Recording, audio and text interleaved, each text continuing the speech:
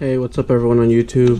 Today I'm going to be talking about how to replace your battery on your Dodge key fob. And this is for my 2013 Dodge Dart, and it's gone to the point where sometimes it doesn't open or it doesn't lock like it used to, so I know the battery's going out, and I ended up going with the Energizer 2032, and that's the battery size right there, 2032 CR 2032.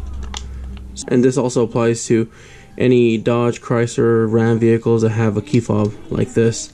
The only thing you'll need is a thin screwdriver, and also a knife works because you need to pry the key fob open. So I'm going to show you how to do that. It's very simple.